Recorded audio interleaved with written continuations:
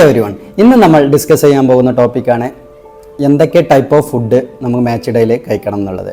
അപ്പോൾ അതിൽ ഫസ്റ്റ് നോക്കുകയാണെങ്കിൽ ഹൈഡ്രേഷൻ നമ്മൾ എന്ത് ചെയ്യണം, മിനിമം 24 അവർ മുമ്പെങ്കിലും എന്ത് ചെയ്യണം, ഹൈഡ്രേഷൻ സ്റ്റാർട്ട് ചെയ്യണം. എങ്കിൽ മാത്രമേ എന്ത് ചെയ്യുള്ളൂ, ഇൻട്രാ സെല്ലുലാർ ലെവലിൽ അത് റീച്ച് ചെയ്യുള്ളൂ. ഇനി അതുപോലെ തന്നെ ഫുഡ് നോക്കുകയാണെന്നുണ്ടെങ്കിൽ മിനിമം 4 to 5 അവർ മിനിമം എങ്കിലും എന്ത് ചെയ്യണം, ഈ ഹെവി മീൽസ് കാര്യങ്ങളൊക്കെ അവോയ്ഡ് ചെയ്യണം. ഇല്ലാന്നുണ്ടെങ്കിൽ എന്ത് ഡൈജഷൻ ഇഷ്യൂ വരും. ഈ 4 to 5 അവർ ടൈം പീരീഡ് കാർബോഹൈഡ്രേറ്റ് ലോഡിങ്ങിലാണ് നമ്മൾ കൂടുതൽ ഫോക്കസ് ചെയ്യേണ്ടത്. കാർബോഹൈഡ്രേറ്റ് റിച്ച് ആയിട്ടുള്ള ഫുഡ് കഴിക്കണം.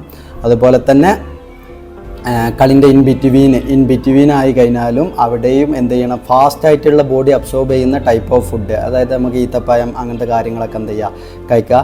അതുപോലെ തന്നെ ഹാഫ് ടൈമിൽ എന്ത് ചെയ്യണം, നമ്മൾ സോഡിയം പൊട്ടാസ്യം, അതായത് വിയർക്കുമ്പോൾ സോഡിയം പൊട്ടാസ്യം ഒക്കെ പോവും. അപ്പോൾ അതും റീടേക്ക് ചെയ്യണം. അപ്പോൾ അതിന് വേണ്ടി നമുക്ക് എന്ത് ചെയ്യാമെന്ന് വെച്ചാൽ ORS യൂസ് ചെയ്യാം. അതുപോലെ തന്നെ നാരങ്ങവെള്ളം ഉപ്പും മധുരമുള്ളത് യൂസ് ചെയ്യാം. അപ്പോൾ അതുപോലെ തന്നെ കളി കഴിഞ്ഞിട്ട്, അതായത് നമ്മൾ ഒരു കളിക്കുമ്പോൾ ഫസ്റ്റ് നമ്മളെ കാർബോഹൈഡ്രേറ്റ് ആയിട്ട് ഫ്യൂവൽ യൂസ് ചെയ്യും, അത് കഴിഞ്ഞിട്ട് ഫാറ്റ് യൂസ് ചെയ്യും. അത് കഴിഞ്ഞ് വീണ്ടും കളിക്കുകയാണെന്നുണ്ടെങ്കിൽ നമ്മൾ പ്രോട്ടീൻ എന്ത് യൂസ് ചെയ്യും. പ്രോട്ടീൻ ബോഡിയിൽ നിന്ന് പോയി കഴിഞ്ഞാൽ എന്ത് ചെയ്യും, മസിൽ ഫൈബേഴ്സിൻ്റെ ഈ വീക്ക്നെസ് അല്ലെങ്കിൽ എട്രോഫി കാര്യങ്ങളുണ്ടാവും. അപ്പോൾ മസിൽ ഫൈബേഴ്സിൻ്റെ ആ ഗെയിനിങ് നിലനിർത്തണം എന്നുണ്ടെങ്കിൽ കളി കഴിഞ്ഞ ഉടനെ വിത്തിൻ 1 or 2 അവറിൽ എന്ത് ചെയ്യണം, നമ്മൾ എന്ത് ചെയ്യണം, പ്രോപ്പറായിട്ടുള്ള പ്രോട്ടീൻ ഇൻടേക്ക് ഉണ്ടാക്കണം. അപ്പോൾ അത് നമുക്കൊന്നെങ്കിൽ ഈ പ്രോട്ടീൻ പൗഡറിൽ ചെയ്യാം, അല്ല എന്നുണ്ടെങ്കിൽ പ്രോട്ടീൻ റിച്ച് ആയിട്ടുള്ള ഫുഡ് കാര്യങ്ങളൊക്കെ യൂസ് ചെയ്യാം. അപ്പോൾ താങ്ക് യു.